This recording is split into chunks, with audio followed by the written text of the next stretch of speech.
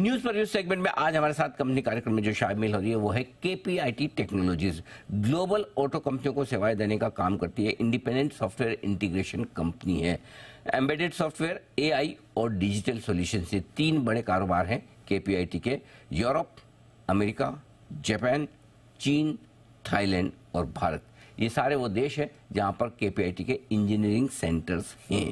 KPIT take के CEO और managing director किशोर पाटिल साहब हमारे साथ कार्यक्रम में शामिल हो रहे हैं। सर को फाउंडर तो है ही कंपनी के, चार्टर्ड अकाउंटेंट भी हैं और 1990 में सर ही ने केपीआईटी की शुरुआत की। समझ तो होंगे केपीआईटी मतलब किशोर पाटिल आईटी, उसी से शॉर्ट फॉर्म बनाए।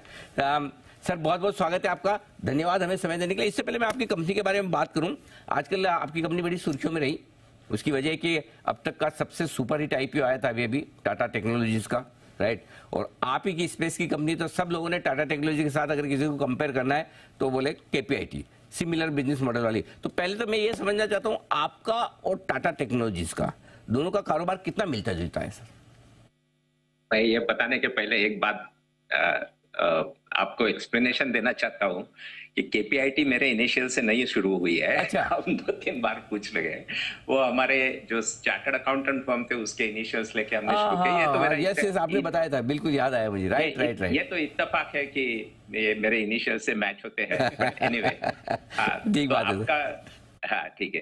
तो आपका जो क्वेश्चन था कि सॉरी, आपका क्वेश्चन टाटा टेक्नोलॉजीज के साथ अपना आपका कारोबार जो है वो कितना मिलता जुलता है? क्योंकि लोग जनरली कंपेयर कर रहे हैं दोनों कंपनियों को कि भाई आईपीओ जब आया था तो नियरेस्ट उनके लिस्टेड पेयर शायद केपीआईटी है। सो सी इंजीनियर, 2-3 चीजें हैं। मैं अपने बारे में बात करता हूँ। हमारा फोकस है ज्यादा सॉफ्टवेयर पे है, हमारा ऑपरेटिंग सिस्टम पे है, आर्किटेक्चर पे है, मिडलवेयर पे है। और मुझे लगता है कि दुनिया में बहुत कम कंपनी है जो इस एरिया में फोकस कर रही है, स्पेसिफिकली ये मिडलवेयर ऑपरेटिंग सिस्टम। इसमें कुछ जर्मन कंपनी, तो ये हमारा स्पेशलाइजेशन है। और जैसे हम एसडीवी बोलते हैं, सॉफ्टवेयर डिफाइंड व्हीकल का जो पूरा प्रोग्राम है उस पर हमारा फोकस ज्यादा है। सब कंपनी थोड़ा तो काम करते हैं, बट ये हमारा ज्यादा स्पेशलाइजेशन है बिकॉज हमारा 70-80% काम इसी एरिया में चलता है। ओके, तो मतलब आपका और टाटा टेक्नोलॉजी का बिजनेस मॉडल काफी अलग है, मतलब आपका फोकस अलग है, बिजनेस अलग है। Okay, perfect sir. अच्छा, ये बताएं सर, पिछले तिमाही के हमने नंबर्स भी देखे हैं, बहुत जबरदस्त है रिजल्ट्स हर एक पैरामीटर पर। क्या कुछ तब से लेकर अब तक कुछ बिजनेस एनवायरनमेंट में कुछ बदलाव आया है? प्लस बचे हुए 6 महीनों में किस तरह का एनवायरनमेंट आप ओवरऑल देख रहे हैं बिजनेस के लिहाज से, क्योंकि आपका ज्यादा कामकाज ग्लोबल मार्केट से है, जरा वो समझाएं सर। नहीं तो जनरली जो हमारा फंडामेंटल्स है कि जो ओईएम्स है, कार मैन्युफैक्चरर्स है, वो स्पेंड करेंगे टेक्नोलॉजी एरिया में।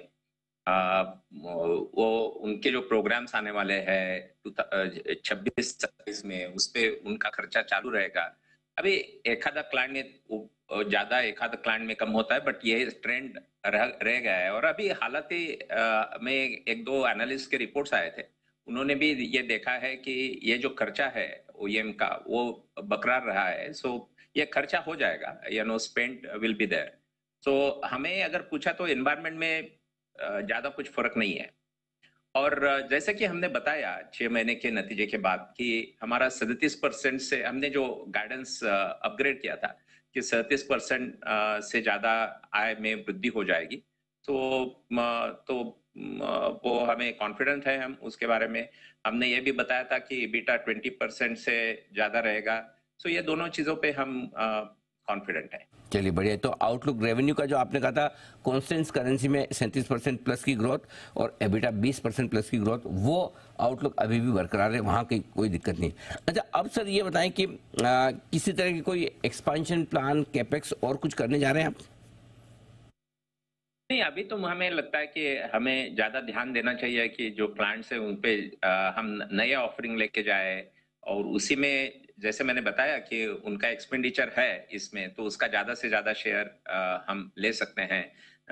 उनके जो नए, उनके तरफ कुछ जब ये प्रोडक्शन में जाएंगे, ये प्रोग्राम्स आज जो चल रहे हैं, उनको जो मुश्किलें आएंगे उसके लिए हम पहले से सॉल्यूशन लेके जाए। इसी पे हमारा फोकस है। हम ऐसा कोई बड़ा कैपेक्स वगैरह नहीं देख रहे हैं, छोटा मोटा चलता है, बट ऐसा बड़ा तो कुछ प्लान नहीं। अच्छा, वैसे तो सर आपका बिजनेस लगभग पूरी दुनिया में है, ज्यादा ग्रोथ कहाँ से आ रही है इस वक्त ग्लोबली? अगर आप देखें यूरोप, चाइना, अमेरिका, कहाँ से आपको ज्यादा मजबूत दिख रहे हैं मार्केट? तो हम किस्मत है कि हमारे तीनों एरिया में ग्रोथ अच्छी है हमारी, बट अगर उसमें देखा जाए तो एशिया में ज्यादा ग्रोथ आ रही है, और उसके बाद यूरोप भी अच्छा है, और यूएस में भी रीजनेबल ग्रोथ है। चलिए, तीनों मार्केट ठीक है आपके लिए ग्रोथ देते हुए दिख रहे हैं। पाटिल साहब, बहुत बहुत धन्यवाद, आपका समय दिया, आपने विस्तार से अपनी कंपनी के प्लान्स के बारे में, आगे की परफॉर्मेंस के बारे में गाइडेंस हमारे दर्शकों को दिया। Thank you so much sir, धन्यवाद।